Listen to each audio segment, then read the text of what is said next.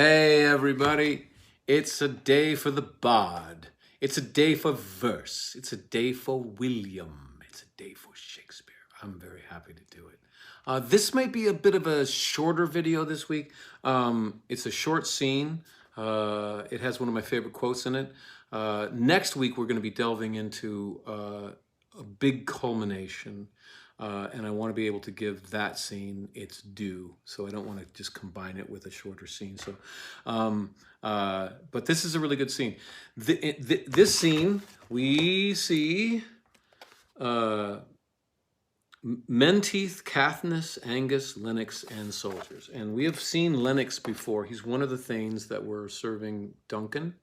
He has talked with Macbeth before. So these are all people that were in Macbeth's camp, and they are all joining Macduff and Malcolm as the army of England has marched up to Scotland with Macduff at the helm and Malcolm by his side, and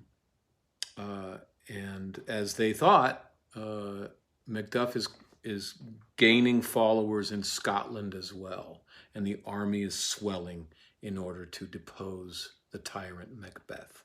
And we meet some of these Scottish thanes and soldiers who are switching sides and going over to the side of Macduff and to fight against Macbeth.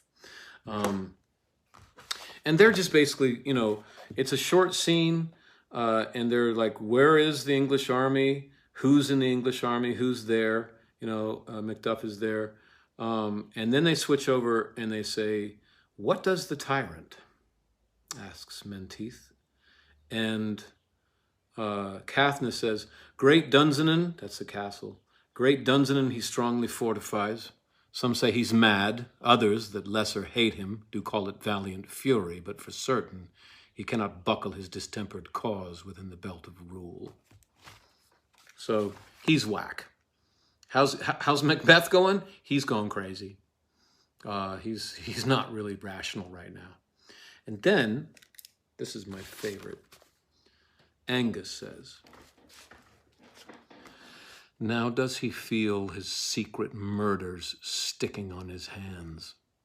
Now minutely revolts upbraid his faith breach. Those he commands move only in command, nothing in love. Now does he feel his title hang loose about him like a giant's robe upon a dwarfish thief. I cannot tell you how many times I have thought of that little passage in these last 4 years. I guess that's about as much as I can say there. I'm just going to let that one lie. I wanted to put that quote up on social media so many times and stopped myself because I want to be all inclusive and everything. But it's just a perfect example, perfect language to describe. His title, which is the title of king, is hanging upon him like loose robes, ill-fitting clothes that upon a dwarfish thief, like this huge robe upon this little shriveled soul of Macbeth. And so this is a short scene that is just telling you that Scotland is turning against Macbeth. And this little piece of language saved a huge fight. When I was playing Macbeth,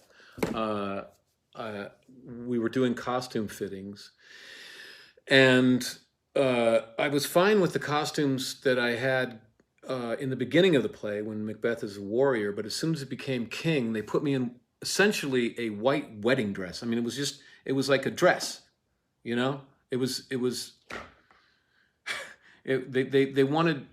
had a certain design style, but what it meant was that as soon as I got in the castle as king, I was in this white kind of robe. It would have a sash on it, but it was essentially a big dress. And it was white. And I remember telling the director, like, dude, there are certain rules you have to follow. Like, Romeo and Juliet is a life force poking up through the death that's happening in the streets because of the all of the violence that's happening in the community, and then there's this young love. So you don't want to dress Romeo and Juliet in black. You want Tybalt to be black. You want the other characters to be dressed in darker colors. You want blues and pinks and greens for Romeo and Juliet, right? You don't dress Falstaff in Henry V, right? Henry V is a story of a young a prince that is about to be king, and he's basically gambling and whoring around with this guy named Falstaff, and the whole thing of the play is to get this young man to take on the responsibility that he's born to and become the king that we all need him to be. And so Falstaff is always in browns and earthen colors. You would not, I said to the director, you would not dress Falstaff in a royal blue. You're not going to put purple or red on Falstaff. He's not a kingly character. That's not what the play needs, those colors on Falstaff. Macbeth is journeying into hell. You're not going to want to put him in white. What the hell? And I finally, the director said, you know what? I see your point. I think you're probably right. But frankly, we've already blown our budget on costumes and we can't afford to make any more. So you're going to have to wear this. And I was like, okay. And what ended up happening, though, is that you could tell I hated the costume. You could tell I wasn't comfortable in it. And the director got really excited. He was like, James, this is perfect, actually. It looks like Macbeth just doesn't like these kingly robes. He's not born to be king. He's a warrior, and now he's having to have a kingly thing going on, and it doesn't fit him. And he pointed to that piece of language. And he goes, it's perfect. It's ill-fitting. It should be ill-fitting. And I was like, okay, I guess that it works in that way. And so we stopped arguing about it, and I just wore the damn costume like I was told. Anyway, good to talk with you guys. Tomorrow, next week, we're really going to get into a culmination of a lot of what I've been talking about so far. So until then, have a good week. Bye.